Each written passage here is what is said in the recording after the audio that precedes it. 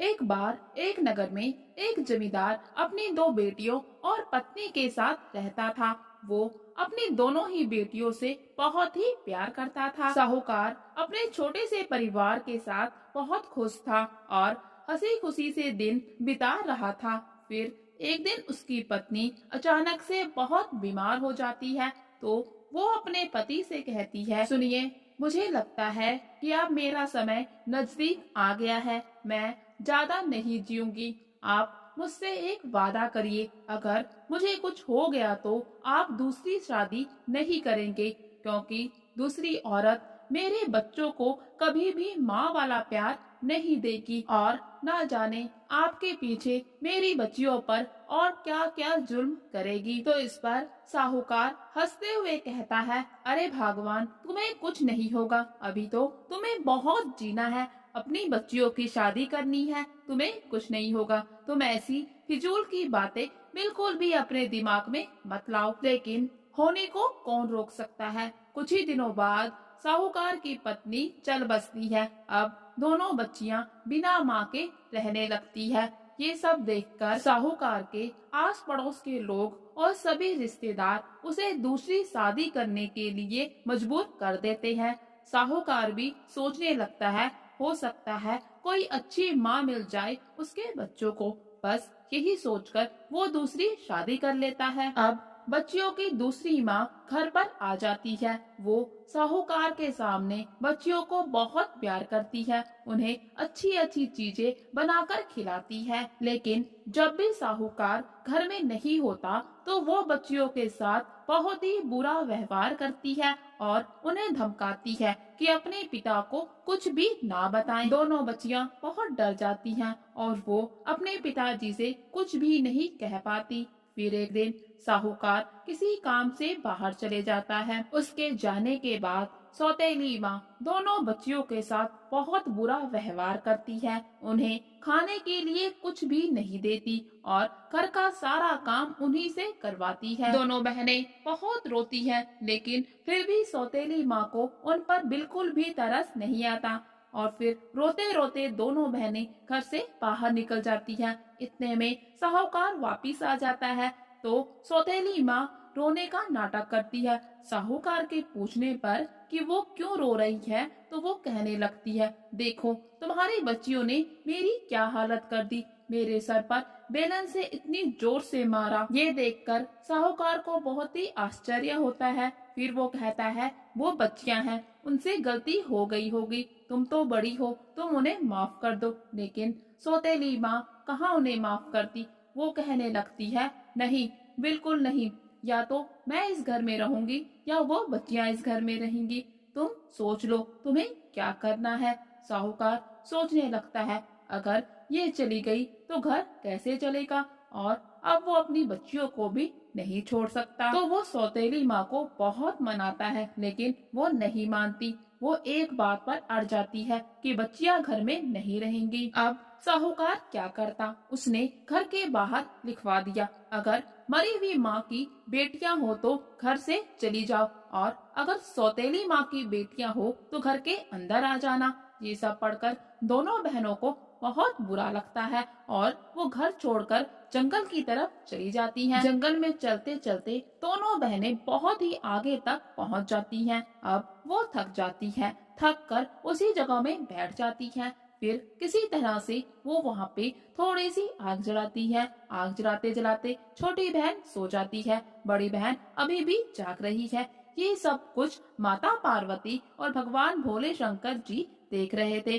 तो माता पार्वती भोले शंकर जी से कहती है, देखो तो दोनों बहनें कितना परेशान हैं, आप कुछ करते क्यों नहीं। तो भोले बाबा कहते हैं, मैं कुछ नहीं कर सकता, जो कुछ भी इनके साथ हो रहा है वो इनके नसीब का ही लेखा जोखा है। लेकिन माता पार्वती कहाँ मानने वाली थी बच्चियों के दर्द के आगे। उनसे दोनों ही बच्चियों का दर्द नहीं देखा गया।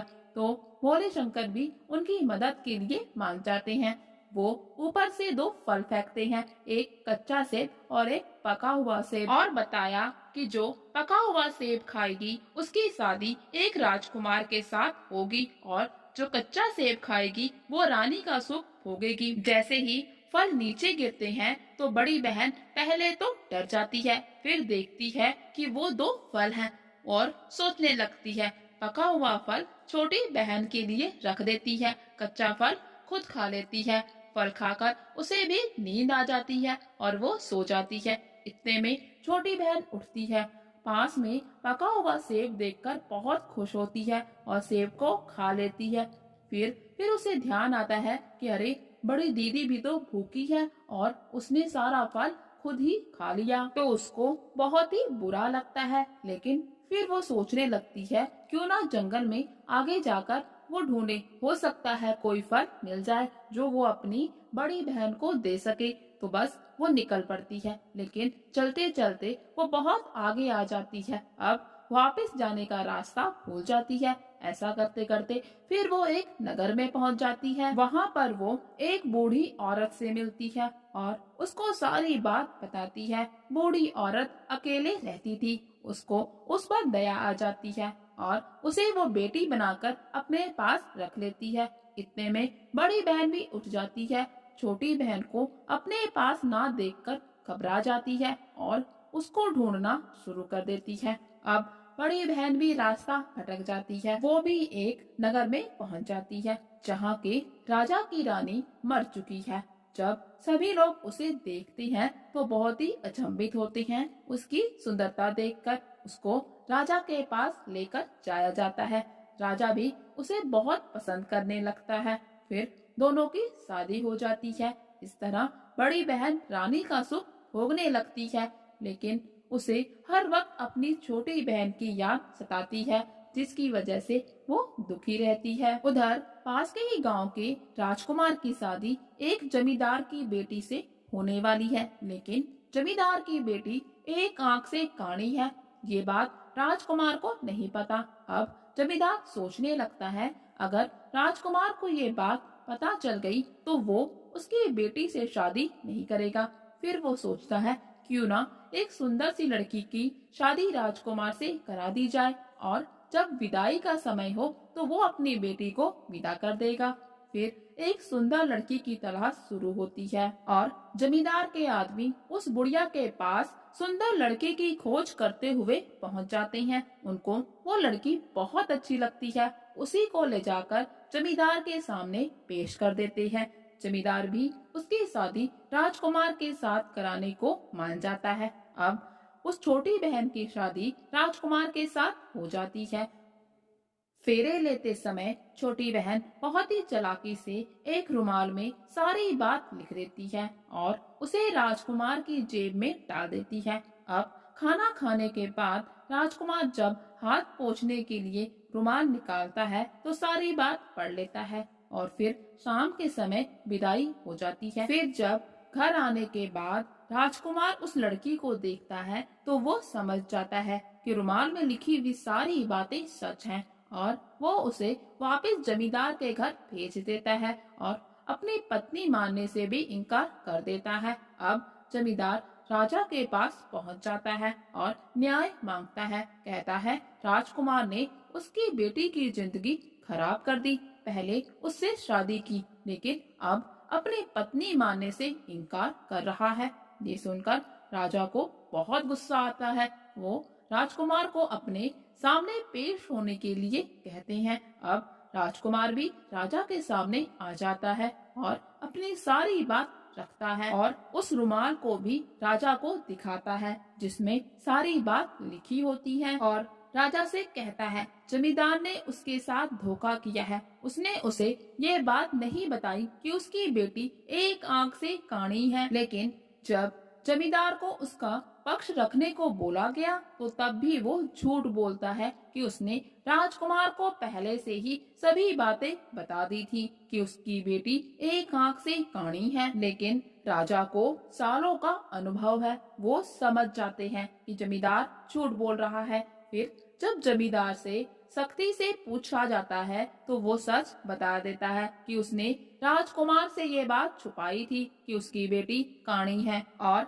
ये भी बताता है कि उसने उसकी शादी किसी और लड़की से करवाई थी, सिर्फ विदाई के समय ही अपनी बेटी को विदा किया था। ये सारी बातें बड़ी बहन भी सुन रही होती है। वो कहती है कि उस लड़की को दरबार में पेश किया जाए जिसकी शादी राजकुमार के साथ हुई थी। फिर जमींदार से उस लड़की का पता पूछा जाता है।